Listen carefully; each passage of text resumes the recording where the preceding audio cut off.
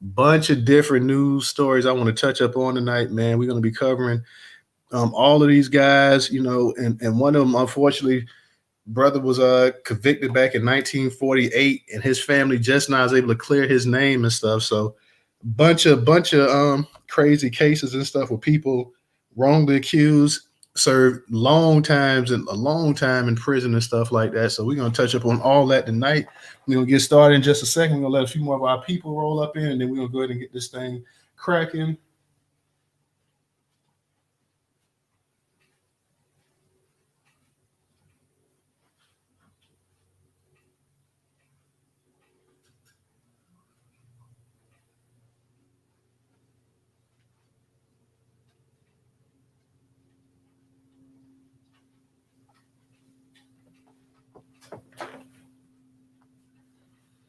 Tech Center, how you doing tonight as well? Too shout out to you. We're gonna get this thing rolling in just a second, y'all. So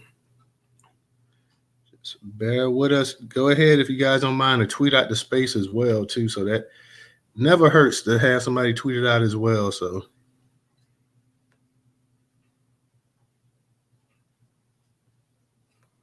never hurts.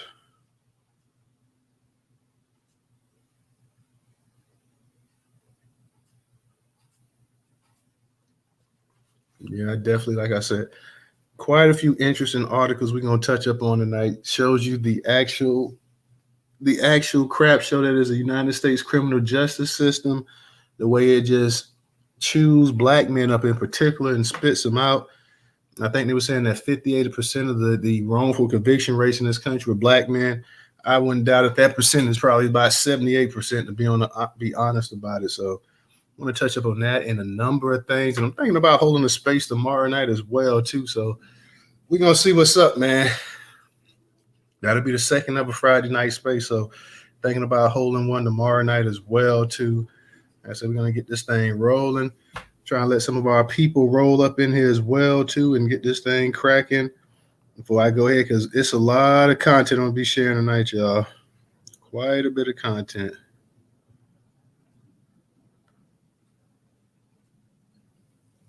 Quite a bit. So we'll be getting it rolling in just a second.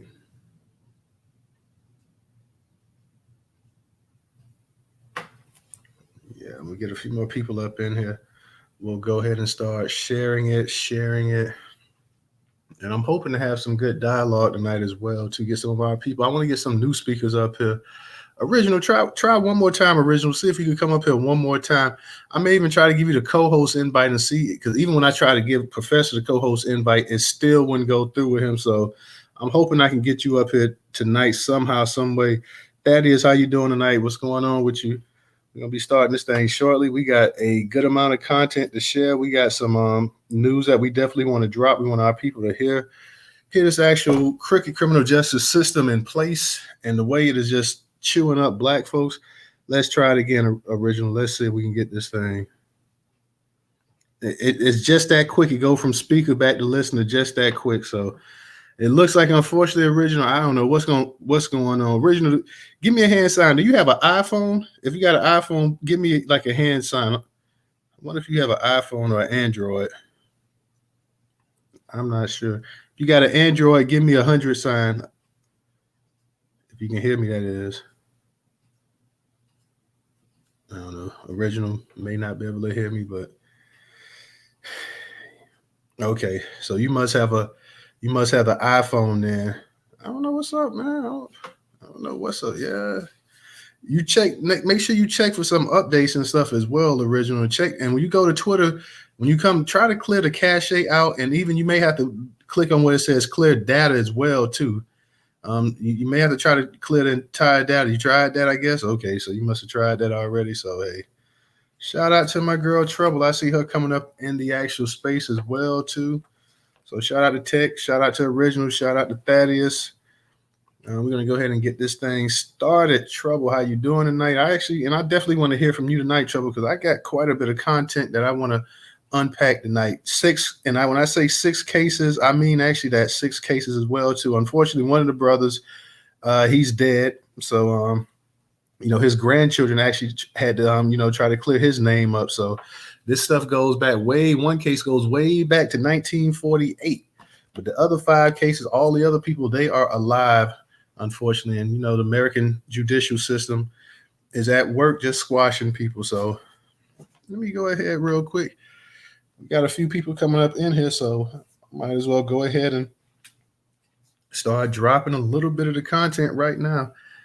So, Trouble, I think you don't have any issues coming up, but it's Original, Professor, DJ, Ray. He pretty much always has some issues, but I don't think you really had any issues lately. So, first article I want to touch up, and I put all the articles, y'all, up in the Jumbotron. I put 6 of the actual articles there. For those that's on YouTube, shout out to y'all. Nobody's left a comment yet, but if you're there, go ahead and like and share the actual program. Share it on all your social media. Make sure you subscribe. I'm going to go ahead real quick and just kick it to this first article from Black Enterprise. It's up in the Jumbotron, curator on Newstoter.com platform. It says, man wrongfully convicted of 1988 robbery released from prison. In 1988, a man was sentenced to over 400 years in prison for an armed robbery. Recently, he was released following a request from the Broward State Attorney's Office Review Unit. According to NBC6 South Florida, Sidney Holmes, 57, was released after serving 34 years in prison. It's surreal, Holmes said after he gained his freedom. I would never give up hope. I knew this day was going to come sooner or later, and today is a day. I can't put up into words. It's overwhelming. I can't hate. I just have to keep moving. The Conviction Review Unit, which worked with the Innocence Project of Florida, took on Holmes' case after he contacted the Conviction Review Unit. During the investigation, the Conviction Review and Innocence Project found issues with eyewitnesses, which was the main evidence used against Holmes during the trial, according to NBC6. NBC6 reports that an eyewitness misidentified Holmes because the photo and lineup used by local police was scientifically reliable and out of date. According to reports, a civilian investigation was the reason Holmes was the only suspect, led by the fact Holmes drove an Oldsmobile similar to the vehicle used during the robbery. In 1988, prosecutors said Holmes was a driver of 2 men who robbed a man and woman at gunpoint, stealing the man's car, but there was no evidence linking Holmes to the crime. According to NBC6, the Broward Sheriff's Office deputies in the original investigation expressed disbelief over Holmes' hefty prison sentence. Prosecutors said that they were confident that was not misconduct by the witnesses or law enforcement. They told the station that although the identification procedures and technology have improved since 1988, the prosecutor's office followed a standard process during the 1988 investigation. Upon his release from prison, the first thing Holmes did was hug his mother. Volvo, I'm going to see if I can get you up here, but I don't know. It's that quick. Volvo, I think you got an iPhone too, and I think some of y'all with the iPhones really, really having some issues. So I don't know if it's something.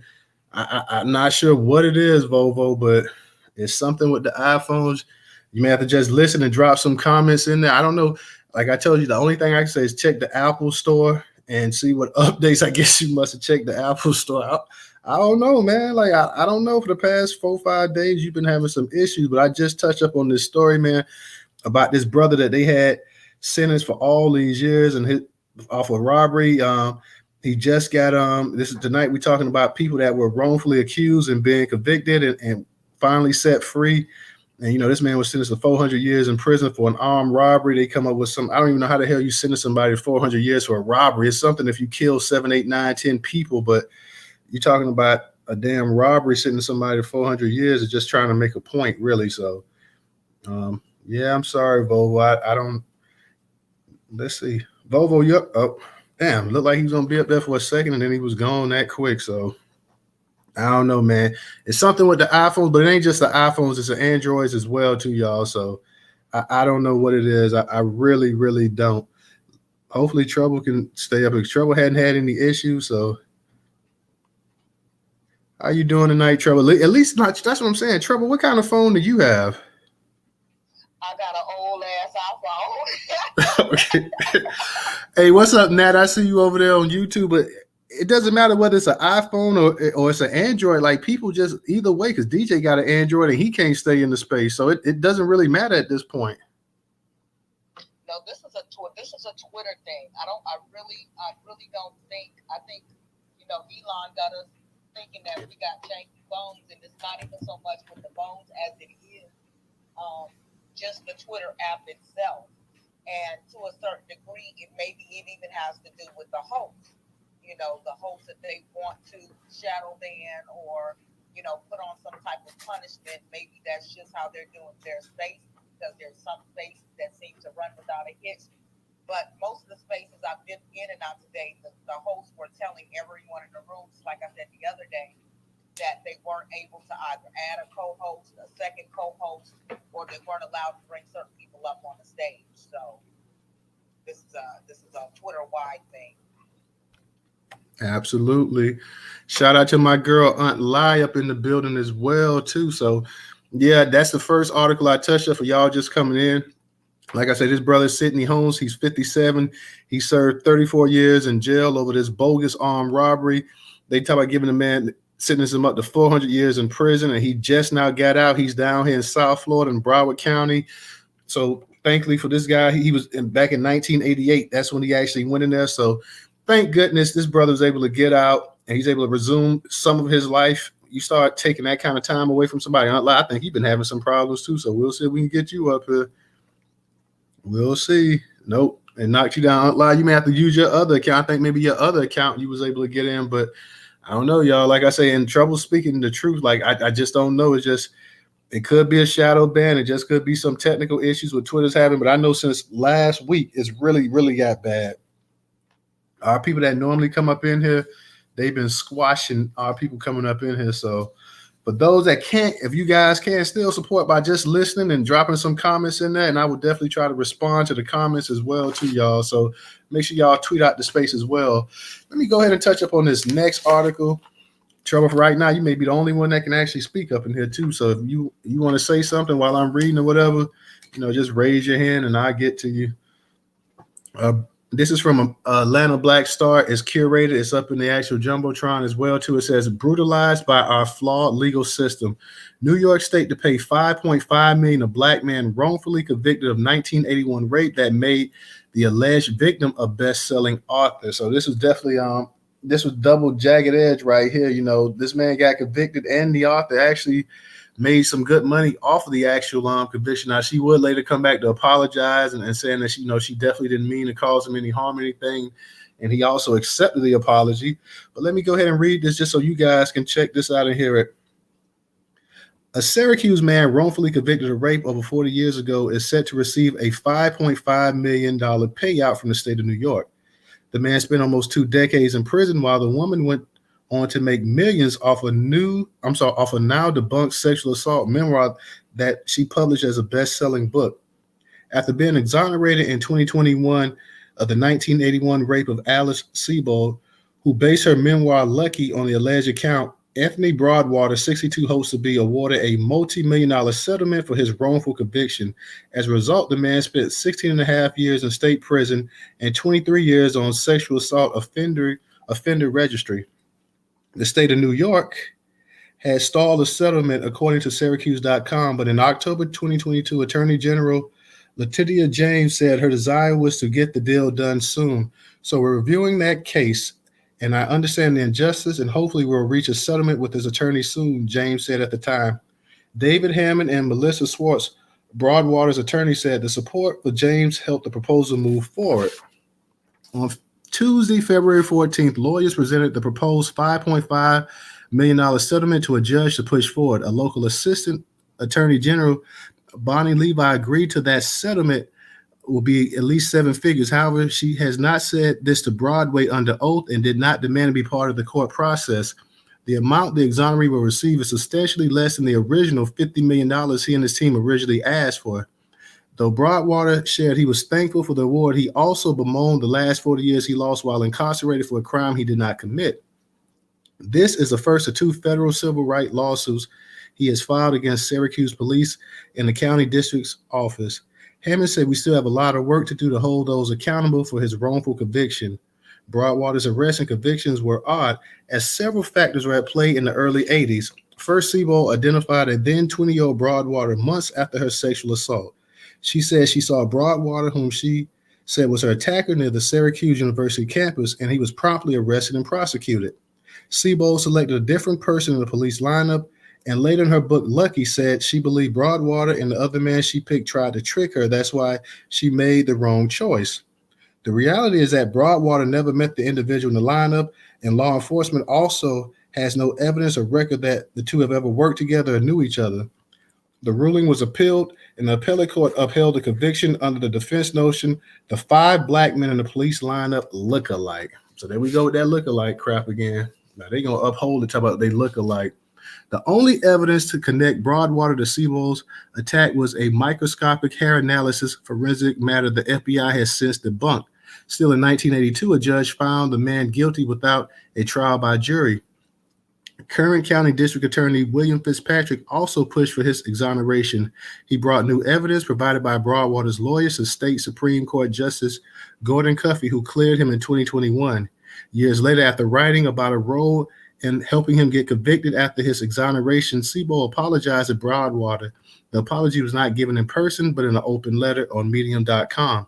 She wrote, "First, I want to say that I am truly sorry to Anthony Broadwater, and I deeply regret what you have been through. I'm sorry most of all for the fact that your life could have led was unjustly robbed from you, and I know that no apology can change what happened to you and never will." The author, whose book has been removed from publication, continued to explain that at the time of the accusation, she was a young woman who put her faith in the American legal system. Sebo said her goal in 1982 was justice, not to perpetuate injustice. "I'm grateful that Mr.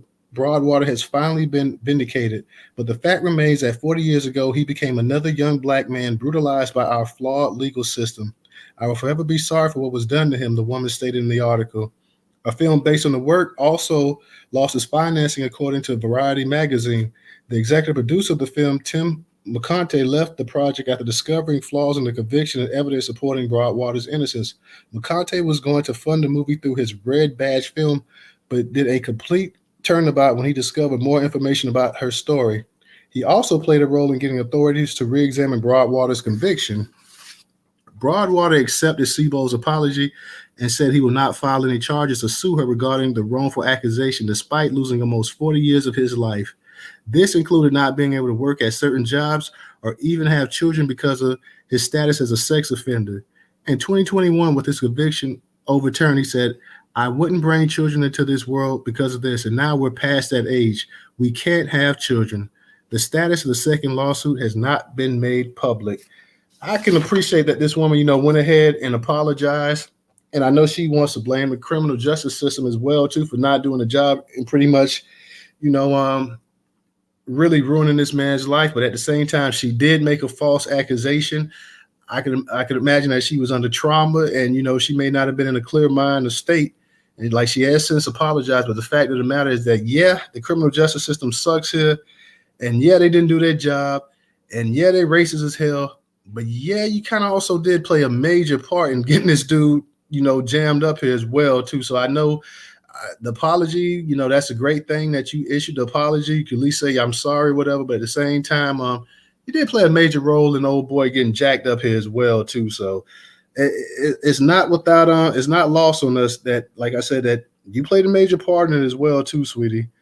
Original, I said you tried to come up again, bro. I'm sorry. It's this Twitter thing, man. It's these certain rooms and stuff that is just right now. It's a mess. Like, Trouble can come up here, Leon can come up here, Tata might be able to come up here, but Aunt Lie can't come up here, Original can't come up here, Volvo can't come up here. So it's really knocking a lot of our people that come up here and support us, is knocking them right up out the room as well too, in terms of like trying to participate. So Original, even if you can't get up on here, man, just chill and listen. And like I say, drop some comments in the comment section as well too. So Trouble, go ahead and unmute your mic. Hey, everybody in the space. Yeah, I think that exactly what you said. She seemed to want to put it off on the justice system, but she played a major role in it.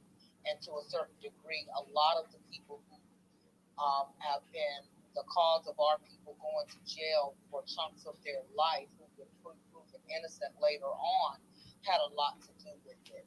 A lot of people were paid off. A lot of people were scared by the cops, so to speak, or a lot of people were just racist in their own intent. So while the justice system has their part in it, they have to own theirs too. And one thing I've noticed that a lot of people, especially white people, don't like to do is on your shit when it comes to them needing to specifically be the ones to apologize for, something that they took part in. There's always the excuse of our justice systems, but, like you said, she played a part in it too. My thing is this here, and it seems like they wait damn nearly 40 years before the evidence all of a sudden pops up, or they decide to go back and look at these cases and say, oh, okay, this person actually wasn't guilty of the crime that we said they committed. And it's like the evidence was there the whole time. These people spend the majority of their lives trying to appeal and write their governors, write their congressmen to tell them how innocent they are, and it goes upon deaf ears. And it's only until they're too old until they're old in jail, and then they're at this point where they're in jail, and they decide to give their life, I guess, to Christ or whatever. So when they do come out, they're just so happy to be out. They're like, oh, I forgive everybody. I don't want A, B, and C, and I just want to move on with my life and go here, because your life is damn nearly over now. Most of them went into jail when they were in their 20s or 30s or something like that. So 30 some odd years, 40 some odd years later, you're too old to protest some stuff now. And a lot of these states don't want to compensate them for that time either. There's certain state laws that'll say, okay, well, if you go to jail and we find you innocent or your stuff is overturned, then we'll pay you X amount of dollars for every day that you're in jail. But there's other states that just won't do a damn thing, and they'll cap it off at a pitiful amount of money to say that you had all of this evidence pointing to the fact that your police lineup was flawed. That system of just having a person say, even if they're especially if you're in a state of mind where you was just raped or brutalized or whatever, and maybe in your mind you just want somebody to pay for that crime. Maybe in your mind that person looked like someone, and you're not 100% sure, but the cops will take that unsurety and make it a positive. So the system is skewed all the way together. But I just find it ironic that the majority of these people that's getting out of jail spend about almost 40 years before they all of a sudden decide to go ahead and take a look at the case and then let them out. And it feels like they do this every year. There's 2 or 3 black men that they allow to get out of jail every year, saying that they went back and looked at the case, but they've all spent the majority of up to 30, 40 years in prison at that point. So it's almost like they hit the prison lottery, like they do a lottery system with our brothers to say, okay, which innocent Negro we're gonna let out this, and it's become beyond ridiculous, and some things really gotta change. I'm gonna land right there. Yeah, and just to get to that point, Trouble, think about this guy right here. He served 16 and a half years in prison, and then for the next 23 years, he's registered as a sex offender. So like he said, his chances, so much of his life was turned upside down. The prospect of having kids, the prospect of, wanting to be involved with somebody. Hell, you got to watch out where you can't go in certain areas and stuff, because there's schools here and schools there, and there's kids around and things of that nature as well too. So, there's so many different things. You move into a neighborhood, you have to go ahead and notify people and let them know that you're living there. You got to worry about your paper and picture being blasted all over the place. And then getting back to the police. Now the police sit up here and they set up here and they talk about all 5 of the people that was in the lineup look alike. We've heard that before, that all of them look alike. All of the black people in the lineup look alike. So, as bad as this woman was, and she was bad too, and like you say, it was a trauma that she experienced or whatever.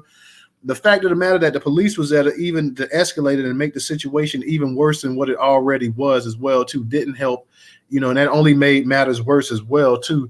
Let me read a comment real quick that Original left. Original says, I talked with the bro last week. He said he sat on a rape trial and couldn't convict because a woman didn't seem. Oh, he couldn't convict because a woman didn't seem credible. So, that's a tough one right there. I'll say that much right there. And an issue as important as that right there, and the fact that the brother said he couldn't convict because a woman didn't seem credible. I guess that's a gut feeling.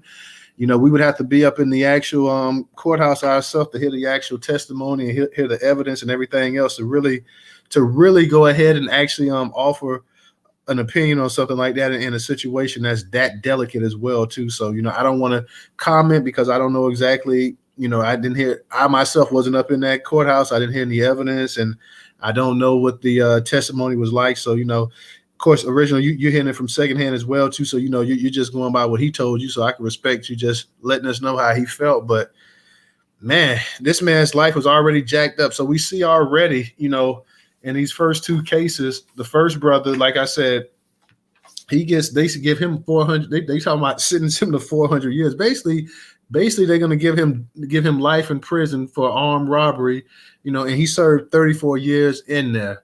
And it's taken now. The fact that you have to have these conviction review units lets the actual all of just the bad things that's going on with the criminal justice system, because you have to have this unit in place now, because you're having a bunch of people being railroaded, being put in prison for things that they didn't do.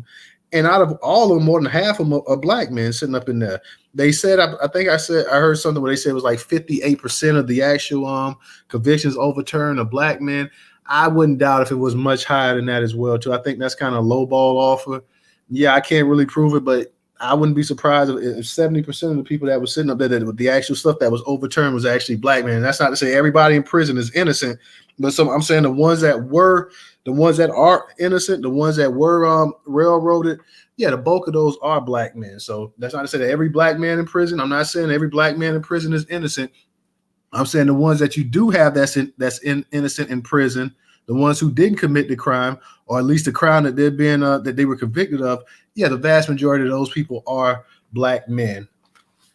So I just want to go ahead and put that out there too. So go ahead, Trouble, you got it.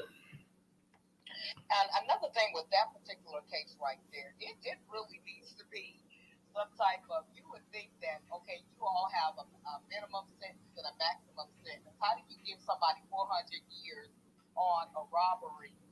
How is the judge even able to get away with such a sentence for a crime that didn't involve murder of a woman or just really anybody, a kid or anything like that? You shouldn't even be allowed to even get away with a sentence such as that. Now, when I read the article, they said, okay, well, the brother had two previous convictions or cases where he had had armed robbery. Okay, well, the judge had also acknowledged that this case was different than the last two cases that he had when he came before the judge.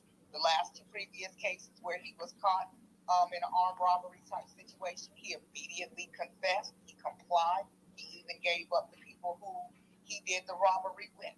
So on this particular case right there, he was adamant about saying, no, it wasn't me. So you as the judge and the prosecutor, you know that this is different than the last two times, because this is a man who was ready to confess before, he was really even asked to confess before. So you didn't take the time to really get to know it, and then to hand him a sentence down like that, it's really just egregious. It's just, that's detrimental.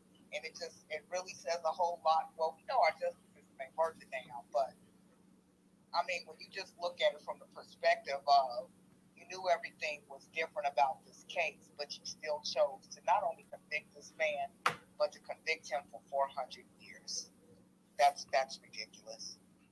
Yeah, it's no explanation. The professor, I saw you was trying to come up. I'm wondering, y'all, like, if it might not be just, I don't know. It's a Twitter issue, y'all, because I updated the phone, and before I come on, I always clear the cache and all that. I think it's just a Twitter issue. Certain for whatever reason, it just seems like it's going to let only a certain amount of actual people come up and speak. So I don't know if it's a way of, I know people say shadow ban and this and that. I wouldn't totally be shocked if they haven't somehow shadow banned this space here, because we have a lot of different topics going on and stuff like that. So I wouldn't totally be shocked, but I try to get original up. Aunt La, she's changed two of her. She's going to two different profiles. Professor, I tried to get you up. So far, the only person that I can get up, and because Trouble hasn't had any issues lately, I'm sure if Leon requests, Leon hasn't had any issues lately as well, too. I'm not sure about Tata. I know she spoke a few nights ago in one of the spaces, but I don't know what it is, y'all. I don't know why this thing is acting up and acting stupid like that. But like I say, it's on Twitter, man. It's not your phones or anything like that. This is a Twitter issue that's going on. So hopefully these dumbasses can get everything straightened out within the next week or so. Because I'm tired of like our people trying to come up here and speak, and we can't get our usuals to come up here and speak and just share their opinions with us as well too. Because it's really becoming aggravating, to be truthful, man. I don't know if this is a way to just try to get us to shut up and damn the Twitter spaces or whatever, but it's really starting to become aggravating real quick as well too. Because I'm used to hearing original. My man Professor then came back. Aunt Lai was gonna come up here and drop some night. And Aunt Lai, she's an expert in this field because she did work in the law enforcement. So I wanted to hear what this sister had to say as well too. So at this point, man, all I can say, guys, is just drop some comments for us. I'll try to go ahead and read them as well too, man. And like I say, keep trying to go ahead and see what's up. I see Aunt Lai, she said the prosecutor and judges don't care. Their job is to get slaves. They don't care about the truth of the facts. They get bonuses if they convict more people. Oh, so they get a little bit extra paper if they start throwing people in jail as well too. Aunt Lai said that's why I wrote my book. Now, I ain't mad at you for writing it either. So let me go ahead and retweet your link out to your book as well too. So I'll go ahead and retweet that out as well, sister. So y'all that come up in the space, we've talked about two right now. We just talked about this brother that served 16 and a half years for a rape that they knew that he didn't do. You got the sheriff, you got the people holding him in the lineup, talking about that him and all other black people in the lineup look alike. And the white woman, she's apologized for for the mistaken identity, but at the same time, she blamed the criminal justice system for the way that they brutalize black men and stuff like that. But yes, sister, you played a part in that as well too. And I know you had some trauma, so so I'm understanding that as well too. But whenever a Becky sits and says something like that, it's pretty much all she wrote. And also, like I said, this brother, they got him for armed robbery. They were gonna give him 400 years. And the brother just got out after spending 34 years in prison. Gets out, he's 57 years of age. So a lot of our people, like Trouble said, you're going in there in your 20s, you're coming out and you're almost 60 years of age. So I mean, and then the one we just read about the brother that was accused of rape, they're trying to get a settlement right now for $5.5 million. Nothing has really been finalized yet, but that it looks like that possibly might be it. They were trying to get $50 million, and the people of course say hell no to that. So hopefully he can at least get the 5.5 million as well too. So this is kind of nonsense that you have to go through, unfortunately. I'm going to read this from afro.com. That's also in the Jumbotron as well, too, y'all. So this is from afro.com. It says, wrongfully convicted black man now free. I was finally heard. Like I said, this is from afro.com, curator the Newstoter.com platform. It says, as he languished in the Missouri prison for nearly 3 decades, Lamar Johnson never stopped fighting to prove his innocent, even when it meant doing much of the legal work himself. This week, a St. Louis judge overturned Johnson's murder conviction and ordered him freed. Johnson closed his eyes and shook his head. Overcome with emotion, shots of joy rang out from the packed courtroom, and several people, relatives, civil rights activists, and others stood to cheer. Johnson's lawyers hugged each other and him. I can't say I knew it would happen, but I would never give up fighting for what I knew to be the right thing. That freedom was wrongfully taken from me, Johnson said. Thanks to a team of lawyers, a Missouri law that changed largely because of his case and his own determination, he can start to put his life back together. It's persistence, the 49-year-old said in a February 17th interview. You have to distinguish yourself. I think the best way to get attention or anyone's attention is do much of the work yourself, Johnson said. That means making requests for law enforcement agencies and the courts. That's what I did. I wrote everybody. He said he was able to contact people who are willing to come forward and tell the truth. Johnson was just 20 in 1994 when his friend Marcus Boyd was shot to death on Boyd's front porch by 2 masked men. Police and prosecutors arrested Johnson days later, blaming the killing on a dispute over drug money. Both men were drug dealers. From the outset, Johnson said he was innocent. His girlfriend backed his alibi that they were together when the killings occurred. The case against him was built largely on the account of an eyewitness who picked Johnson out of a police lineup and a jailhouse informant who told a police detective that he overheard Johnson discussing the crime. Decades of studies show that the eyewitness testimony is right only about half the time, and since Johnson's conviction across the country, there have been an examination of eyewitness identification procedures which have been shown to reproduce racial biases. At a December hearing on Johnson's innocence claim, eyewitness James Gregory Elking testified that the detective had bullied him into naming Johnson as a shooter, allegedly telling Elking, "I know you know who it is," and urging him to help get these guys off the street. St. Louis Circuit Judge David Mason also heard testimony calling into question the informant's integrity. Even more, an inmate at South Central Correctional Center in Licking, Missouri, James Howard, came forward to tell the judge that he and another man were the shooters and that Johnson wasn't involved. Howard is currently serving a life term for an unrelated murder. After 2 months of review, Mason announced his ruling February 14th. "I felt like a weight had been lifted off me," Johnson said. "I think that came out in how emotional I got afterward. I was finally heard. It was a moment that he wasn't sure would ever come." A connection to another wrongfully convicted man also played a pivotal role in Johnson's eventual freedom. Ricky Kidd was convicted of killing 2 men in Kansas City in 1996. He was sent to the Potosi Correctional Center where he and Johnson became friends. One day in the prison yard, Johnson turned to Kidd. He said, "You might not believe me, but I'm innocent," Kidd recalled. I said, "Oh yeah, you might not believe me, but I'm innocent too." The two became cellmates. Eventually, the Midwest Innocence Project agreed to take on Kidd's case. Meanwhile, Johnson's effort was going nowhere. Kidd recalled a night when he was awakened by Johnson's quiet sobs and the sound of his feet pacing the floor. He said, "Man, I don't think I'm going to make it out. I keep getting these doors shut," Kidd said. "You got to hang in there." Johnson tried to stay busy. That included working in the prison hospice unit.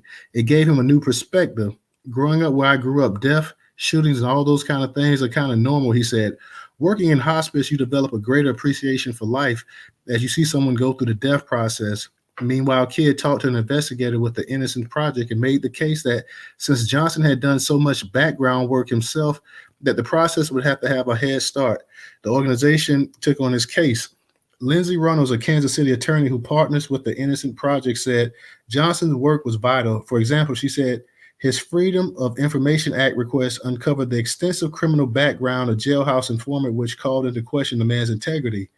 He just did all that groundwork on his own from his jail cell with nothing but paper and a stamp, Runnels said. St. Louis Circuit Attorney Kim Gardner believed Johnson was innocent, but her efforts to help him were blocked when Missouri Supreme Court in March 2021 ruled that Gardner lacked the authority to seek a new trial 28 years after the conviction. Missouri lawmakers, disturbed that an innocent person could remain in prison on a technicality that too much time had passed since his conviction, passed a law enacted in August 2021 that allows prosecutors to request a hearing before a judge in case of potential wrongful conviction. The law freed another longtime inmate, Kevin Strickland, in 2021. He had served more than 40 years for a Kansas City triple killing. Some states, including California and Hawaii, are also wrestling how to handle wrongful convictions. In California, Attorney General Rob Bonata is setting up a commission to review criminal cases for possible wrongful convictions. The Innocence Project website says that across the U.S. it has helped to free or exonerate more than 240 people, 58% of whom are Black. The vast majority of the clients were exonerated by DNA evidence. Now, Kidd is a public speaker who works with the prosecutors to help avoid convicting innocent people. He hopes Johnson will join him in his effort. What Johnson chooses to do next as a free man is unclear. "I think we can move the needle, prevent wrongful convictions in the first place, and help more individuals on the back end," Kidd said. Johnson said he's thankful to be free, even if he's unsure what the future holds. "It's exciting and a little intimidating," he said. "I have to go out there and learn to survive and get my life back in order." Also, it says a headline on an earlier version of this story has been corrected to show that Johnson was in prison for 28 years and not 30 years. Either way, 28 years, 30 years, it's not a huge difference. It's still, you round it off, it's still 30 years, but just another unfortunate brother that got caught up in the system as well, too. And luckily, thankfully, at least the guys that actually did do the actual murder, they actually stepped forward. I guess you do say, well, hey, I'm going to be in here for life. I got life anyway, so let me just go ahead and say, hey, I popped this dude here. He didn't have nothing to do with it. So had it not been for that brother coming forward and admitting to actually killing the person, he would probably still be up in there. He'd probably be in there for the rest of his life as well, too. So I find it interesting as well too. They say 240 people, 58% of whom are black. We need to get more testing on that, because 240 people, who knows how many thousands of people right now in there tonight serving time for a crime they did not commit. So not exactly surprising. Unfortunately, you're getting a lot of they're getting a lot of these snitches, a lot of these jailhouse informants, people they know will pretty much say anything to get their time cut. And the police officers, I don't believe, and it's not all the informants either, because I think they're going ahead and they're giving these informants, they're giving them an incentive to go ahead and rat on people and tell on people and lie and everything else just to go ahead and get a conviction to stick as well too. So as bad as the informants are, the damn cops are holding a carrot over their head, lying to them and telling them all kind of different things to just go ahead and get them to rat people out as well too, and make up stuff they know that's not true as well too. So unfortunate. His brother lost 28 years. And the fact that it didn't help either that, he was a drug dealer. The friend was a drug dealer. The friend got killed. So, a lot of people also feel like, it was justice served that the friend got killed. He was selling drugs, and it's justice served that he got locked up as well, too. So hopefully this brother can find some kind of semblance of a life like his friend, the kid guy. He's sitting up and he's willing to work with prosecutors to make sure that you don't have a bunch of other black men getting wrongfully convicted. So, hopefully maybe, we can go ahead and he can also do something in that line as well too. I know the brother's probably trying to get his mindset, get everything cleared out as well too. So hopefully he can go ahead and try to piece his life back together as much as possible as well too. So real quick, what's up to Rerod? What's up to Nape? I see y'all up in here. Tarek, what's going on as well too, y'all? We're just sitting up here and we're discussing. I think I've covered about 3 cases right now about the people being wrongfully convicted. And we're just trying to go ahead and just discuss exactly, because I believe Professor Black Truth has something. I saw the title. I didn't get a chance to check his video out on YouTube, but he was also talking about the thousands of black people in this country that have been wrongfully convicted. It's a massive amount. The criminal justice system is failing very, very bad. And, with anything else, we're always the ones that's got the better brunt of the actual the mess upness of this country. So, it's a bunch of black men, and I'm sure it's a good number of black women also sitting up in there as well too. We know just by sheer numbers that it's more men in prison than women, but I'm sure you got plenty of sisters sitting up in there for crimes that they didn't commit as well, either sitting up in prison as well too. So hopefully we can go ahead and start bringing more light to this attention here. I saw this earlier and I wanted to go ahead and cover this. I want to because every day I'm seeing somebody, it seems like every day or every other day, at least once a week or a couple times out the month, you're seeing making major news. You're seeing some black person that's getting out of prison after being in there and you're not talking about somebody being in there for 2, 3, 4, 5 years. You're talking about people being in there for 25 years, 30 years, 20 years. I mean, just taking chunks. We only on this planet for so long anyways. Now you're taking a quarter, a third, or a fourth. You're taking all of this time from people that, we don't have the longest life expectancies either. So, you sitting up here taking 25, 30 years from a black person. They getting out of this. A lot of times, like Trouble said, they in their 20s when they come out, then they mid 50s or early 50s or late 50s. I mean, we don't know how much time we have on this planet anyways. And, you're taking a bunch of it out.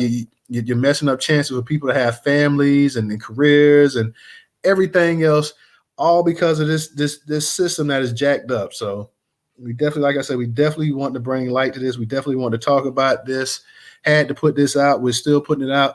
So like I said, this is the third actual one we talked about. We had a brother, the first story. Brother they sentenced him to 400 years over armed robbery. They're going to get his brother up 400 years for an armed robbery. Come to find out, once again, with all these damn eyewitnesses and stuff like that, is an eyewitness even reliable from what they're saying? From what we're hearing, this like the eyewitness account is no longer reliable. And like that used to be the thing that used to put people away. If you couldn't find a murder weapon or you didn't have actual surveillance or something like that, it was always eyewitness account that put your ass away. Now we're finding out that, hey, half of the time the eyewitness testimony is BS. It's complete BS.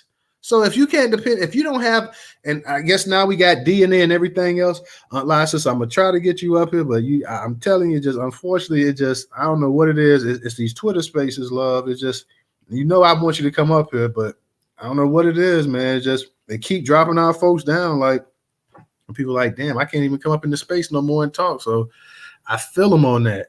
But you can't even go on eyewitness account anymore. So this brother got stuck for an eyewitness. And then you had in the next case, you had this white lady accused his brother of raping her. They arrested him by Syracuse University. You know, the brother didn't rape her, of course. The lady gave a false and she did come back and apologize. This woman actually had a best-selling book on the New York Times. It ended up getting pulled or whatever because her best-selling book was based on the rape by this man right here. So this ended up getting pulled or whatever. So, you know, and you had the police in there, the lineup talking about, well, you know, they all look alike and this and that or whatever. So he gets 16 years in prison, and he's a sex offender for 23 years registered. And they sued for $50 million. Nothing is settled yet, and now it seems like he may possibly get 5.5 million. So it's a wonder how they always drop that money down when a black person trying to get something. Had this been a white boy and he was framed like that and he was in prison, if he didn't get that 50 million, at the very least he's gonna get 25 million. But they want to get his, and then they dragging their ass. Yeah, Letitia James up there, the attorney general up in New York, she's taking her time, dragging her ass, and this and that, whatever. Like the stories tonight we're gonna cover, man, it's just ridiculous. Like, and we still got 3 more that I want to touch upon as well too. Let me give a shout out to my man Napoleon. Nate, thank you for your contribution, man. I appreciate it. I know the space is not that big tonight, but I do appreciate you guys being up in here as well while we still sharing some content and some knowledge as well too. So Trouble, go ahead and unmute your mic. Yeah, I just wanted to comment back again.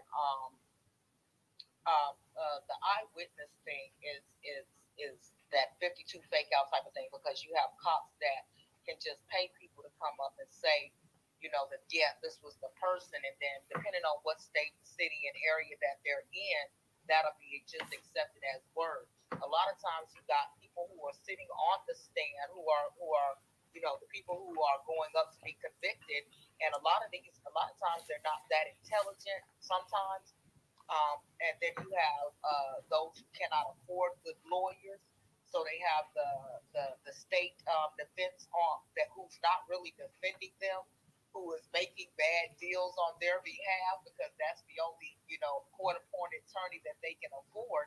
And then, like Lai said, you have these prosecutors who pad cases and who are trying to make extra money, or who are trying to get notoriety through the conviction of these cases. So it's so many things that go into why a lot of times these people are convicted and are sent up the road with the sentences that they get. You got corrupt judges. You got all of this evidence being hidden, and then again, it's a dual thing when you have the prosecutor and a defense attorney who has been handed to you by the state, who work in the same office, so to speak. And so they could work together to decide we're just going to go ahead and send this sucker up. You know, because to a degree it makes you wonder, does that work also for the defense attorney? Because when, you know, you're coming out of school and you're a court-appointed lawyer, you know, will it look good on your record when you become a real lawyer that, you know, you didn't make that case, you didn't make it for, you know, and the state prosecutors, they won that one. So then if you decide, okay, well, I don't want to be a defense lawyer, I want to work for the prosecutor's office, you know, there you go on that end. So it's so much that goes into it, and it's so much that we're up against now. Even with the DNA evidence, some of that could be erroneous. You know, as we've looked at with other different cases, some of that can even be faked or inserted in. And so I don't know. I just think we up against a lot. But when it comes to the eyewitness account, anybody can get up there and say anything. Oh, yes, I seen you. You were there at 5 o'clock. I was there, and you wasn't nowhere in town. You was nowhere in the vicinity. You was out of town. You just happened to get paid from the cops. So I don't know. I just wanted to comment on that because it is real and it does happen. Oh yeah, it happens a lot. And like I said, you gotta wonder too, like you said too, like you gotta wonder if they greasing palms and stuff to get these. I know Aunt Lai was saying that they get paid extra for convictions and stuff like that, but it seemed like it is some kind of it seemed like it's some kind of money grab when it comes to this right here, because people are not really concerned about actual justice. It's just like, let's go ahead and get a conviction. Let's go ahead and put these people in prison and stuff like that. Damn if they did it or not. let's just go ahead and stick them. Let's just stick them and put them away for the rest of their life or for most of their life. Let's get them off the streets.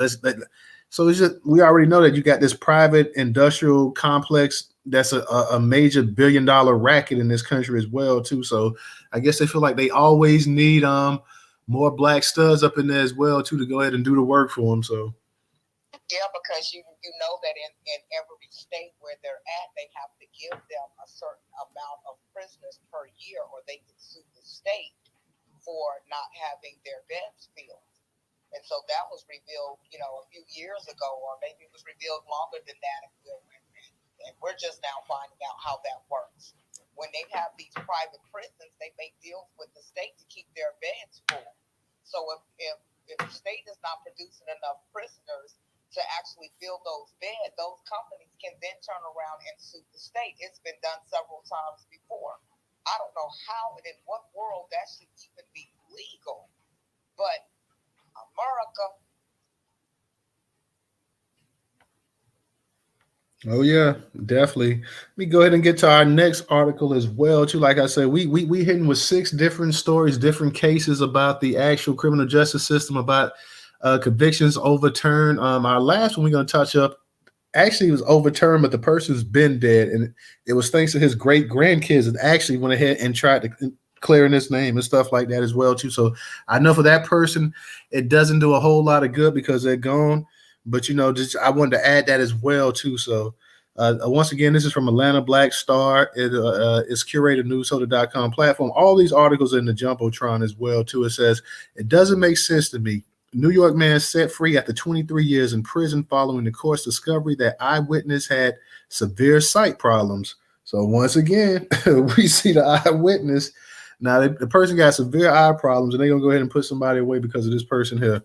A Brooklyn man who spent the last 23 years behind bars is now free after a judge ruled the sole eyewitness in his murder case lied about his sight issues. Kareem Mayo, 48, is home in Brooklyn from Rikers under GPS monitoring while Brooklyn's district attorney, Eric Gonzalez, decided whether to appeal the judge's decision to dismiss the charges or retry the case. On Monday, January 23rd, the Supreme Court of the state of New York vacated the convictions of Mayo, 48, and his co-defendant, Donnell Perkins, 40, in the 1999 Christmas death of Reuben Scrub, according to the court documents obtained by the Atlanta Black Star. After the decision, several news outlets and elected officials called for Mayo's immediate release. He had been held at Rikers Island awaiting release. State Senator Kevin Parker asked the mayor to push for his release ahead of the month that it typically takes to fit the monitor. Mayo should have been released immediately and not confined a minute longer, much less a week, Parker said in a statement. It is unconscionable that a judge overturns a 23-year-old conviction and an individual is forced to spend another night in prison, let alone on Rikers Island, waiting to be fitted for an ankle monitor. The only reason Mr. Mayo was released after only a week in Rikers was the intervention of a judge, her law clerk, state senator, and the story in the city. Attorney Ron Kuby said, "People want bail reform, reform that. Defendants' convictions rest largely upon the testimony of Brown, the only eyewitness to the underlying incident and the only individual to identify defendants. Neither a weapon nor any evidence was recovered incriminating the defendants for this crime," wrote Judge Dina E. Douglas. The lawyers also mentioned Ernest Brown's identity was never shared with the defendant's former counsel, which never allowed them to challenge or investigate his testimony before the first trial. On April 16, 2001, the two men were charged and convicted of 2 counts of murder in the second degree and other weapon offenses related to the aforementioned crime. Mayo was sentenced to 25 years of life in 2001. However, new evidence shows that singular witness Brown was untruthful with his testimony and did not disclose that his vision was possibly impaired during the evening. He said he saw Mayo and Perkins, who were 17 at the time of the arrest, kill his friend.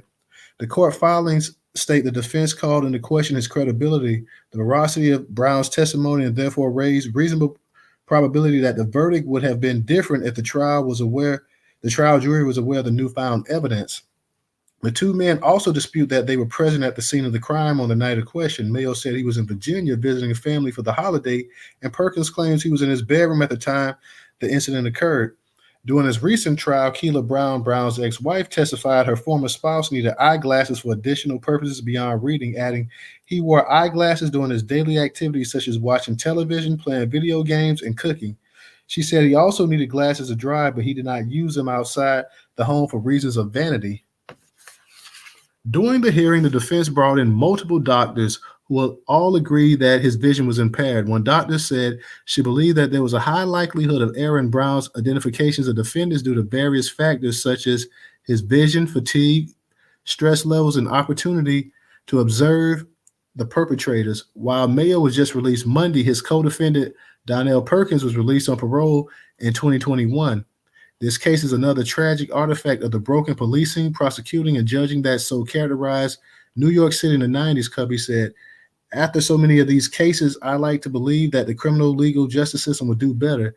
I hope the King County DA's office will speedily dismiss the charges against these two men who have spent more than half their lives in prison for a crime they did not commit. Perkins' attorney spoke out saying, my client was 17 years old, a good kid with no criminal record who served 22 years in prison for something he didn't do. I handled this case pro bono for 7 years, and my only regret is that the DA's conviction review unit wouldn't acknowledge the injustice and force us to file a motion, by which time Donnell had finished serving his sentence, Rudin continued.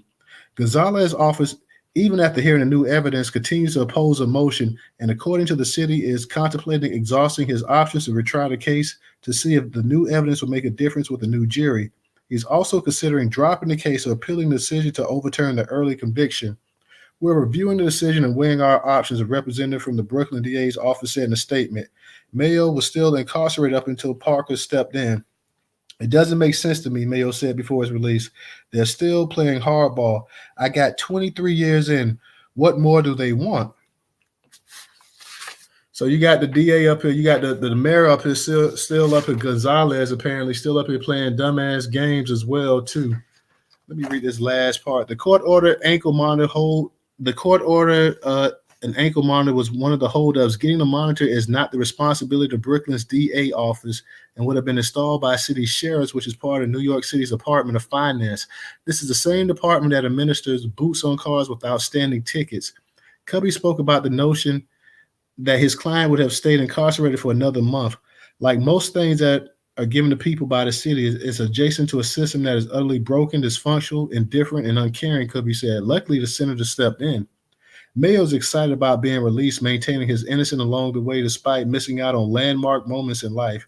During over the 2 decades he was arrested, he lost both his parents, has missed 9 of his grandchildren being born. The idea of his freedom is still overwhelming, and he hopes that everyone sees that without his ankle monitor, he has too much to lose by doing anything wrong. I wanted to jump up and kiss her, Mayo said about the judge, but they wouldn't let me do it. I want to say thank you and plead my case not to get an ankle bracelet. I've got a newborn granddaughter. I'm not a flight risk or a threat. Another tragedy. And then, like I said, you have the actual mayor of this city, Eric Gonzalez, and he's doing everything. They're doing everything they can not to go ahead and let the man out. They want to go ahead and retry and see if they can actually still keep him in there. Like they don't want to be wrong. Like even though this man has spent all of his life up in there, all of his adult life up in there, and I should say Eric Gonzalez is a DA, but they don't want to be wrong. They don't care how much of this man's life they've taken away from him, how many years he's lost. Like he said, in prison, he's lost his parents. Both his parents are dead. He's got grandkids that's been born. They know damn well the man was blind as a bat that went ahead and identified him. Even the man's wife was saying that he should be wearing his glasses for everyday, for just the regular things in life. But because he was so vain, he didn't want to put his damn glasses on. Because he was so vain, he misidentified 2 young men who end up spending most of their adult lives in prison.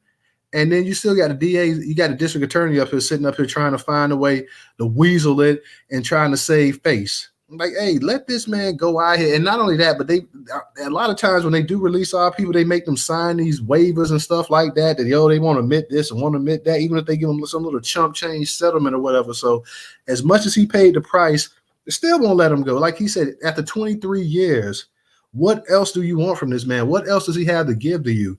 23 years of his life that he can't get back. Young men, like you said, Trouble, that go up into the actual criminal justice system, come out, and they're either in their late 40s, their 50s or whatever, pushing 60, and it's still not enough. For whatever reason, somebody needs to get on this damn district attorney right here He's sitting up here with his stink ass up here, and he's gonna keep this guy locked up. And not only that, then you got to wear a damn ankle monitor. So I mean, it's like they're trying their best to keep him in there. I don't know what it is now. You got to spend an extra time at Rikers. You can't get up out of here. You got to stay at Rikers, and you got to have an ankle monitor on. And you're trying to see if you can go ahead and you can stick it to him again one more time. This is what we have to worry about in here. Shout out to all you guys coming up into space. We've covered so far 4 actual cases about the actual corruption that we have going on in the actual criminal justice system. We talked about in Broward County, that's Fort Lauderdale area. We talked about a brother that back in the day he got falsely accused of an actual armed robbery, and they ended up giving him serving 400 years. They gave him 400 years. That's not a typo. They talk about he was going to serve 400 years for an armed robbery. He ended up serving 34 years, and he just got out. So we also had a brother that was accused of rape over there in the New York area. A white woman identified him as the one that raped her. Now, this white lady also published a best-selling book on the New York Times. She published a best-selling book on the New York Times. She ended up later coming out because once they went ahead and found out that he didn't actually do it, she's apologized since then, and they pulled her book. She had a movie coming out as well too. This brother's his lawyers, they tried to sue for $50 million. That number's been knocked down to $5.5 million.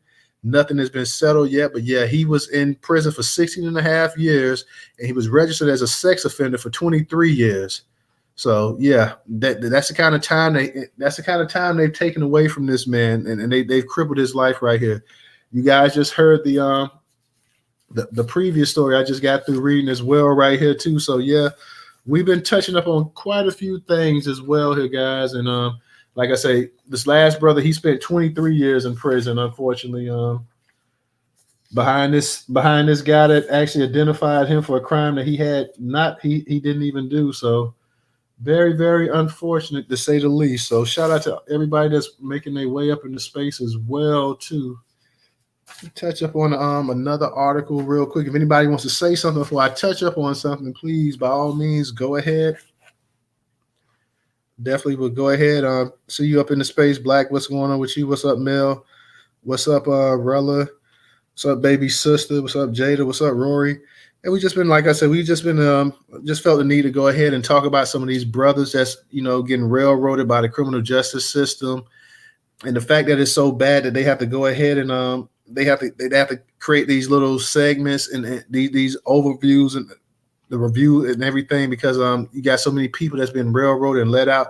Thank God for DNA, and in some cases not even DNA. It's that these people that they have, these eyewitnesses, are so bogus that there's so many holes in the actual cases that finally at least these people getting a chance to get out.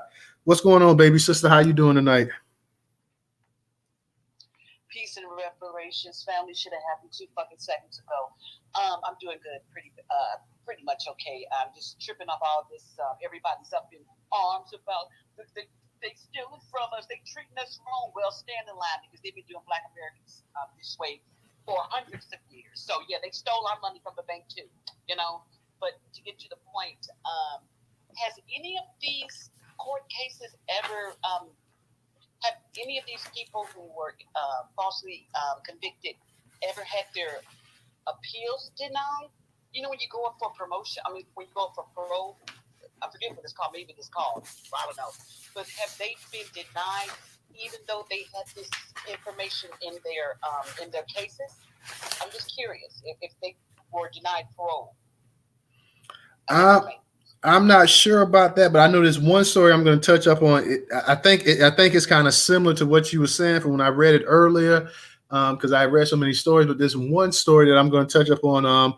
It's crazy. Like you have to actually that'll be the last story I touch up on, where you'll hear a bunch of different a bunch of appeals and stuff like that. But it's just I don't know. It's just a bad thing, baby sister. Really, that's going on. It's like you have the actual the prison industrial and the actual DAs and everybody, the prosecutors, like the cops, they all in cahoots with each other. Like it's a big racket, really. this country is a trip. I'm listening to all of the other spaces about what people are thinking about America and Americans, and fortunately enough, they don't really group us all in the same boat. Like Americans are shitty people because our government is shitty. But it's amazing how if the world had taken on looking at us like we did for other countries to see how we were treated or how Americans were being treated in America, they wouldn't have all this shit, because when they stole from us, that would have given them a flag. Everything that is happening now to the outer world, and they just can't take it. What's going on? That shit has been done to us like in chronological order. They steal, they lie, they start world wars, they bully. It's just, that's what they've been doing to us. And if the world had given a shit, they could have saved themselves some grief by treating us right. That's what I think anyway. I land my plane. Absolutely. Like I said, and it wasn't, I'm gonna be honest with you, it wasn't hard finding this. All of these articles that I'm covering tonight, all of them are off of the actual Newstoter.com website. So every day, or every other week, a couple times out the month, I'm seeing, people being that was falsely accused being let go. I mean, this is something that's happening all over this country, and it really should be happening at a much larger rate than what it actually is. But you got some resistance from these people in the actual criminal justice system. Thank God you have some people that will stand up there and say, hey, we need to go ahead and get these people out, but not enough of them are saying that. So, when people always talk about how black men are prone to this and prone to that and this and that or whatever, yeah, we see all of the, we see the actual work that's going on behind the scene. And that's not to say every single solitary person, like I said before, in jail is innocent. That's not to say that some people don't belong to be in there. I'm sure it is, but I'm saying the ones that are, the cases that are being overturned, the vast majority of those people are black people, black men. So as long as you keep having these convictions overturned, you're going to constantly see a bunch of black men walking up out of these jails here. And real quick, y'all, I'm going to touch up on this article from Atlanta Black Star. It's also in the Jumbotron. All of these articles on the far right-hand side, there's 6 of them. If you guys want to take a look at the ones that you didn't get a chance to hear, you can go ahead and get a chance to read those as well, too. It says, all this time, they really had the wrong person. Brooklyn man convicted after judge allowed false witness ID to stand because the image resembled the suspect is finally free after 19 years.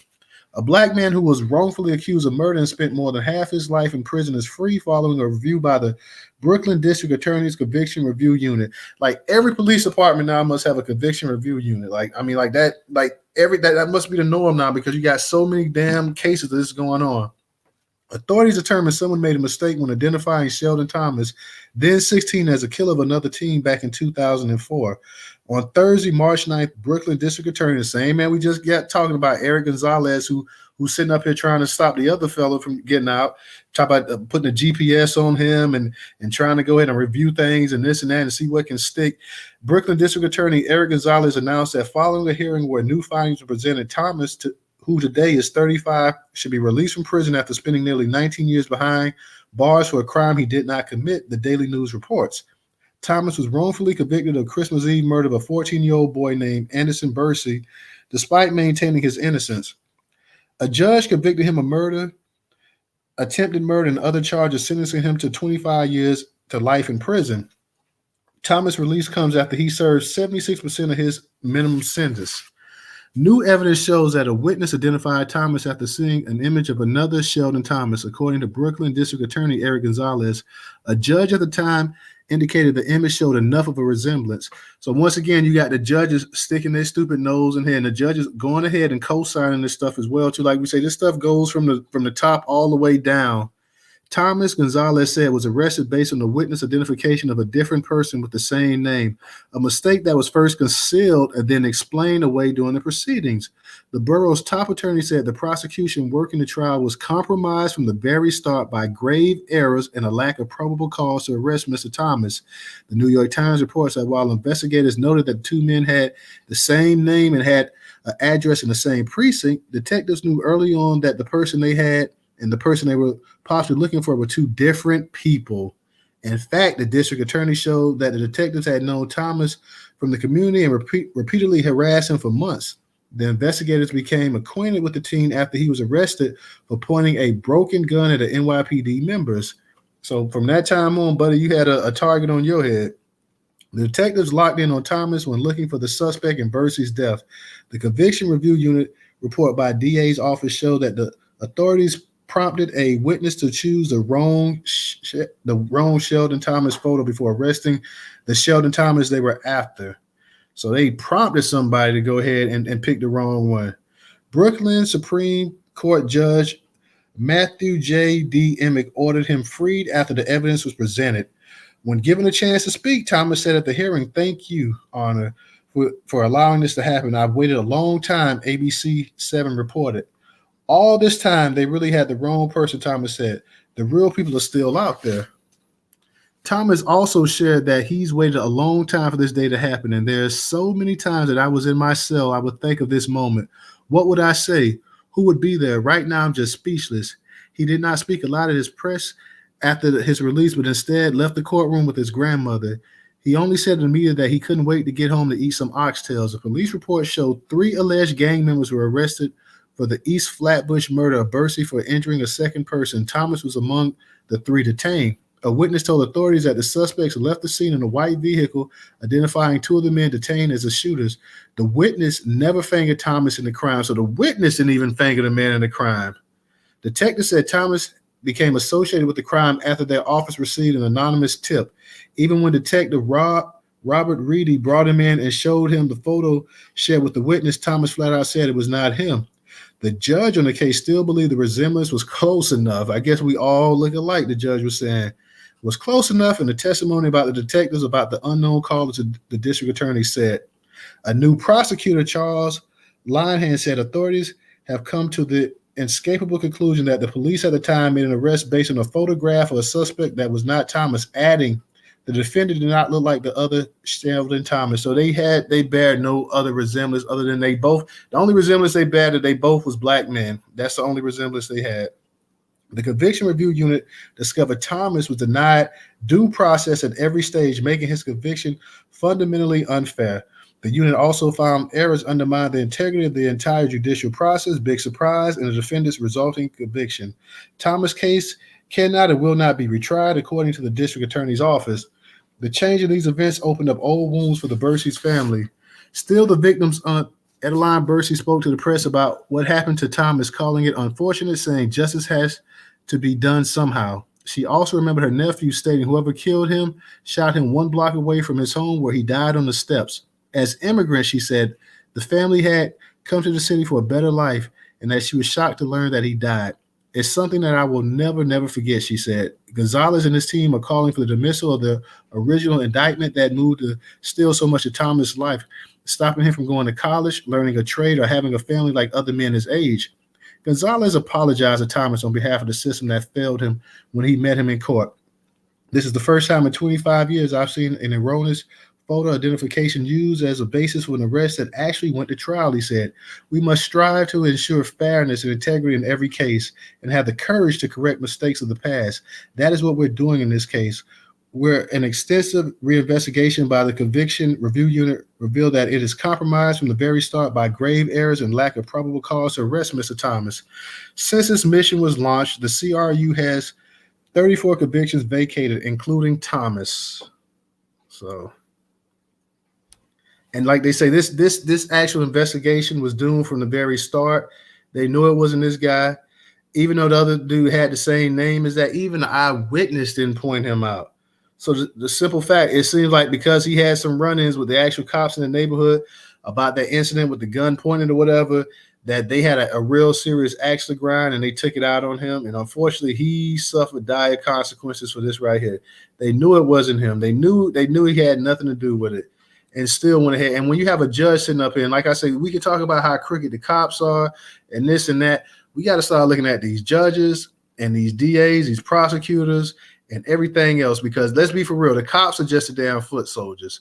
The cops are just that's just like, you don't blame a soldier for going up there and going to war and stuff like that. The soldiers take orders, okay? A soldier just following his order. These cops, they are told by their authorities what to do. The authorities at the top of the food chain, these prosecutors, these DAs, these mayors, All these people, these county commissioners, all these other people right here, they're the ones that's pulling the strings right here. The cops are they do, boys. The cops do what they told. The cops have no real power. The cops have the most power that you and I run across because they have the power to execute and kill people with deadly force on the street. So yeah, they have the power in terms of that. In terms of our interaction with the regular Joe Smo, yeah, cops are powerful because they can kill you, they can arrest you, and this and that. But these cops are being, let's be honest, these cops are being given orders by these people right here. You got a dumbass judge sitting up here talking about the resemblance is enough. And I guarantee if anybody in this room saw the picture of these two guys are the same, that everybody could tell you, like, nah, man, they don't look nothing alike.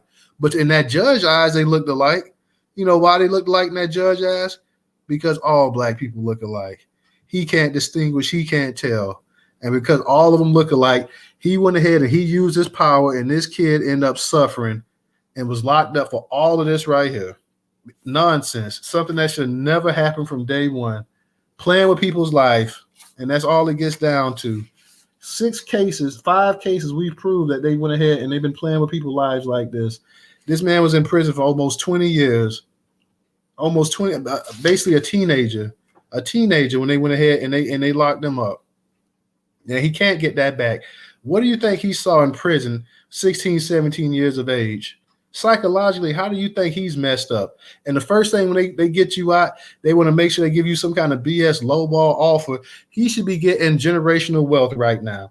This kid should be getting some money. And he's not a kid anymore. This man should be getting some money where he doesn't even have to worry about working anymore. Because like they said, you costed him everything. The chance, like by the actual DAs, by him, you cost this man a chance to go to college, to learn a trade, to have a family like men of his age. He can't get that back. But you know what you cost him the most? You cost him time. Time, anything you can give people anything else back. You can't give time back. So this man's time, his life, and everything else, it's gone because of, not even because of error. It's just because of just pure shittiness, just spite that you went ahead and you stuck it to him. Go ahead, Trouble. You got it. It's a whole system that works together from the cops all the way to the judges. Cops bring them in, the faulty defense that they have given to them because they can't afford a real lawyer. The prosecutor and the judge, they all in cahoots, to bring these black men in, and even better when they bring them in young. Even better when they bring them in young, because that says, okay, well, we got 30 years of having this person sit inside the prison, these private prisons that, well, we got to fill the beds up. So that's a guaranteed bed that's going to be filled for at least 20, 30 years right there. So we got that one out the way for the next 30 years. And it is a damn shame. They sit there, they know good and goddamn well that they don't look no alike. You can look at them and tell that they don't look alike. They know they don't give a damn. They don't give a damn because they have a whole other agenda, and because they're white and they can say so and they can get away with it because who's going to challenge them? They are the law. Unless that black person, if you don't have the money to afford your own lawyer coming in, then you damn sure can't afford to take it to the Supreme Court or the next level. And even when you do, just like you were saying earlier, you got the mayors in the town and the other people in the town working against them. They've even petitioned some governors to let people go free who could clearly see, okay, well, this is this evidence that's shown up, and they get to decide which evidence is admissible and which evidence isn't. Why is it that when a person is on trial for so much time for something that's supposed to be so serious, are you deciding which evidence that could exonerate that person is admissible or not? Everything should be admissible for his defense. Otherwise, that's a railroad type of situation. Then you got to think when these brothers are exonerated and they do come home, like you said, they miss out on starting a family. They miss out on being with the family that they started before they went in. And then they got to get reacclimated with life again. They got to get reacclimated with living on the outside of the jail cell. They got to get caught up with what's going on in today's world. They got to get caught up with today's technology. They got to come out. A lot of times you come out to everybody that you knew in your family has moved on or died. So you got to come out and you got to deal with that. Not only that, but you got to compartmentalize everything that you went through while you was in jail, everything that you've seen. A lot of these men get pooped while they in the puka. You know, they got to deal with that. There's so much that they have to deal with and they don't care. It's a whole system that they have working against us, and it's unfortunate. It is unfortunate, and that's why it pisses me off when even when the conversation of reparations come up, and we got to deal with these foreign blacks who are so busy worried about their tax dollars, and these other white folks who don't have shit to do with shit, constantly talking about the slavery aspect of reparations and totally looking over all of the other bullshit that we've had to go through in this life beyond slavery. Reparations is a debt that is due, it is owed, it's past due. And these are the reasons, the cases we're talking about tonight is part of why this country owes us our money, our land, our tax breaks, or whatever we can get from out of them. They owe us. Real talk. When we talk about repair, we want the money and we want the cash, but there's so much repair that needs to go on in this country in terms of what we've been dealing with as well too. So yeah, we definitely got to go ahead and touch up on that. And the criminal justice system, the prison industrial complex system, those things have been, they have been the past 40 years really for Black people. I know we look at the 90s has really been the explosion of it, but really for the past 40 years, they've really been a thorn in the side of the Black race. So you definitely have to go ahead and acknowledge that. And like I say, think how many people have actually died that, now you're getting a reprieve. People are getting a reprieve compared to what they were getting before. You weren't seeing these kind of convictions overturned before like you're seeing now. So think about all the people that didn't even get a chance to even have their cases even ever heard. Now you actually have a somewhat of a slim chance, and still a lot of people still not getting their cases actually heard yet either as well too. So just to put that into perspective as well too, Rella, I went ahead and I approved you, but I don't know, maybe you may be having some issues coming up as well too, y'all. I don't know what's up with the Twitter Spaces. Like we tried to get you up here, Rella. We tried to get you up here. We tried to get Original up here. We tried to get Professor up here. We tried to get Volvo up here. Tried to get DJ up here. I don't know what I don't know what the hell. Since that space last week or whatever, man, I don't know what's up with these Twitter Spaces, man. I don't know what they've done. I don't know if they unflagged the Newstoter Twitter Spaces or anything as well too. I don't know. I don't know if it's just a technical issue, and because Elon went ahead and he started strapping these started firing these engineers and a lot of these people, these web developers and stuff like that on there, if it just done went to hell in the handbasket, I don't know what it is, but we can't get our usuals up here like we want to actually speak. So, that to me, that really kind of hurts the conversation some too. Like, thank goodness we had trouble up here, but we just hadn't been able to get our people up here. Like some of our people can come up here with no problem, and the other half of them can't come up here. Baby Sister's able to come up here with no problem. The Trouble's able to come up here.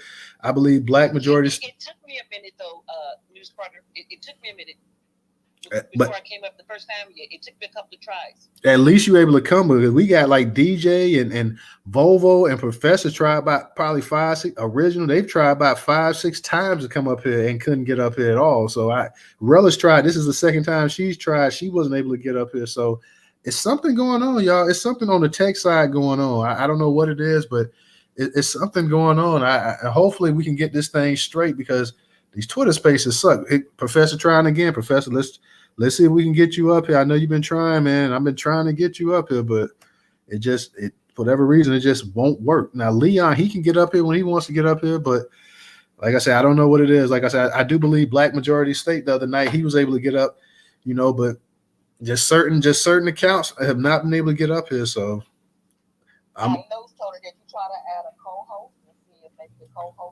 I tried the other night with Professor, and it wouldn't allow him to come. Let me see if I can add. And I tried with DJ. It wouldn't let me it's not letting. I'm gonna send a co-host to the professor right now.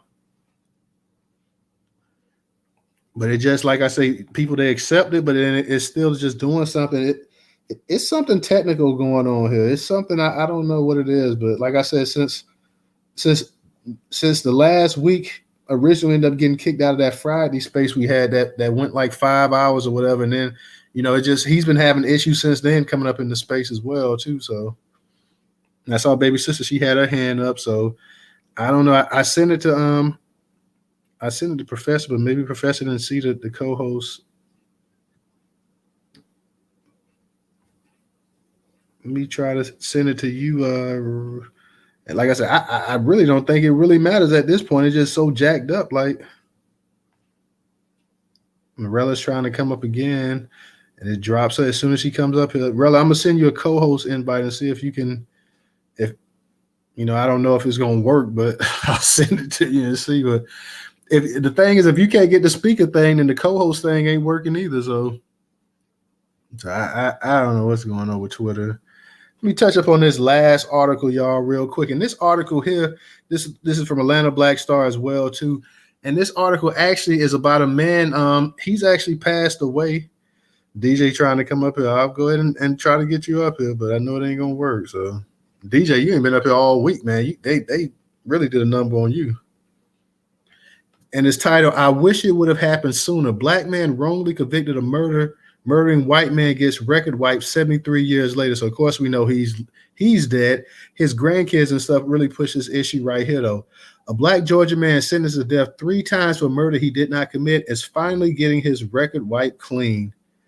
Some 73 years after Clarence Henderson was wrongly convicted, his charges were dismissed. I wish it would have happened sooner, Clarence Henderson's great-grandson Brandon Henderson told WAGA.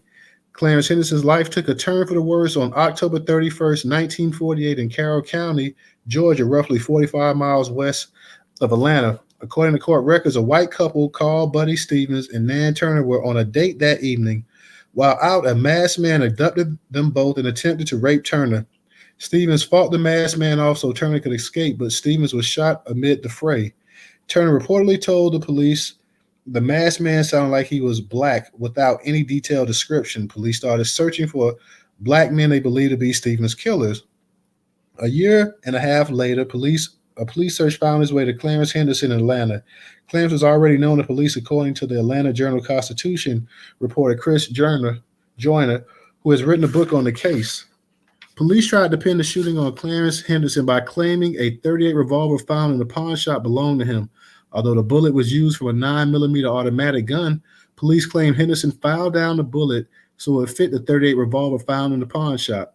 Court records show Clarence Henderson was arrested in December 1949, and police found a rusty file in his home and claimed he used it to file bullets prior to October 1948. It had been reported as stolen, and investigators believed they could pull the gun and put the gun in Clarence Henderson's hands for a very narrow window that would have been enough to have committed the crime with it, Joyner told GPB. Clarence Henderson was a sharecropper and had no known connection to Stevens. It's hard to imagine a black man moving through white Carlton's and Lover's Lane areas unnoticed. Nonetheless, he was a suspect they came up with, Joyner said. At the trial, despite Henderson's alibi, he was home with his wife, and all-white jury found him guilty. He was sentenced to death. He had his first trial one day. He was convicted in one day, Brandon Henderson said. Civil rights activists helped Henderson with his appeal, and the Georgia Supreme Court overturned his conviction due to lack of evidence. During the second trial, Henderson was convicted again and sentenced to death. However, the Georgia Supreme Court overturned his death sentence. All the evidence showed he didn't do it again, and they still convicted him, Brandon Henderson said. After the third trial conviction and another death sentence, Henderson would again prevail on appeal. After that, his case remained on the dead docket, where a prosecutor postponed the case indefinitely but does not dismiss it. Henderson was never acquitted of the murder conviction. Henderson died approximately 40 years ago and ultimately spent 5 years behind bars. Brandon Henderson grew up hearing stories of his great-grandfather, and as he got older, began advocating for the district attorney to have the record wiped clean. There's no reason under the sun for anyone to have that shadow cast upon them or their family, Henderson said. After Joyner wrote his 2022 book on the Henderson's case, it came into the hands of the District Attorney John Herb Cranford Jr., who previously had never heard of the case. On January 6th, the district attorney asked the judge to dismiss the murder charge against Clarence Henderson due to insufficient evidence to prove guilt beyond a reasonable doubt and on grounds of double jeopardy. Cranford went on to say in the motion to dismiss, the state did not have the evidence to preclude the possibility that someone other than Henderson committed a crime. The hearing was held on March 2nd to officially dismiss the charge. He died with that. He died with those thoughts. He died with that shadow over his head. I wish he would have had that day to where he was able to hear all the charges have been dismissed and you're free to go, Brandon Henderson said of his late grandfather's dismissed murder charge. Another great-grandson of Henderson said at Thursday's hearing, the dismissed charges will never be vindication. This is closure for our family, but it will never be vindication because we can never go back to what we lost, the unnamed great-grandson said after the hearing. So yeah, it doesn't. It's a great story in terms for the family that they were able to go ahead and get those charges dismissed. Unfortunately, great grandfather died 40 years ago, so it really did him no good. In terms of what he went through, he even served 5 years behind bars. Unfortunate. And you wish that he could have actually been alive to hear him say that. But shout out to his grandson, how persistent he was in the fight for his grandfather's legacy, and he was able to go ahead and and try to preserve his grandfather's name and try to do the right thing. So the grandson, he definitely, and I don't know who else in the family, but definitely that one grandson, Brandon, he seemed to go ahead and take the initiative, and he wanted to make sure that his great grandfather's name was clean and his legacy was clean too. So shout out to that family. And this is back to 1948. So we saw cases and stuff, all 6 that we covered. And I wanted to go ahead and throw this older one back in there. I left that for last just to go ahead and show that, hey, this has been going on a long time. We can go back way further than that even and go ahead and find even more cases like that as well too. So I just wanted to go ahead and share that real quick as we seen tonight. And I know a lot of you guys did not catch it all, but yeah, we covered 6 cases of just complete and this last case, like I said, the grandfather's dead, but 5 of the 6 cases we just see the actual we just see the travesty of justice in this country, and even the 6th one as well too. Unfortunately, like I said, the gentleman, the elder, he's been dead for 40 years, but it never stops in this country in terms of the actual treatment that Black Americans go through. And this is why it is so important for something like reparations to come and kick through, because people that have the finances, people that have the money, people that have wealth, people that have these kind of things, wealthy people don't get treated like this. People with any kind of real income don't get treated the way we get treated. When you have nothing, that's when you get treated like you're nothing. And that's why they treat us like we're nothing. And that's why it's so important that we go ahead and we try to get something as well too. Black majority state, I see you want to go ahead and speak. You want to say something, bro?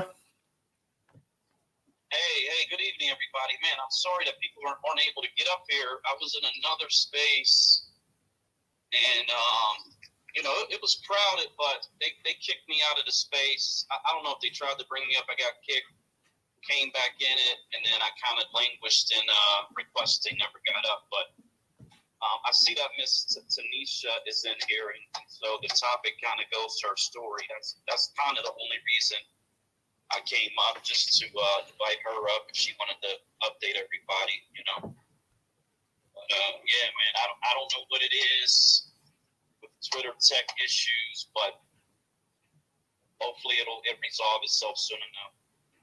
I surely hope so. And I see Tanisha, and it looks like she's having some issues as well too. Tanisha, it's not you, it's this actual space. It's just the spaces that lately we've been having. It just people have just been knocking our people down. They can't come up and they can't speak. So I definitely would love to hear you come up here and speak, sister. But trust me, it's not you. We've had a bunch of speakers tonight and stuff like that. It just and it's been all week long. It's been all week long. I think the last space we had last Friday, I don't remember us having any issues like that. Like I said, originally, I think he did get kicked out later on in the space, but since last Friday. And I don't even remember Sunday night having any issues like that, because I'm trying to think it was original in the space. Original might have been in the space Sunday night as well too. But it's like how people can come up and listen, but they can't speak. So I mean, I don't really know. They can't speak and they can't co-host for the most part, unless you're a speaker up here, like you probably could co-host a Trouble or Leon, but everybody else, it's just issues galore here. So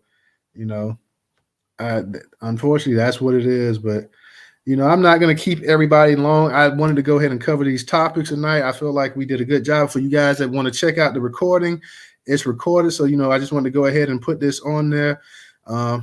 You know, and check this out because we cover six we cover 6 cases a night, whatever. So if you guys I know you guys may have been in other spaces, but go ahead and check this space out. It's recorded. You can go ahead and get to the point where before you came in and listen to it, and pretty good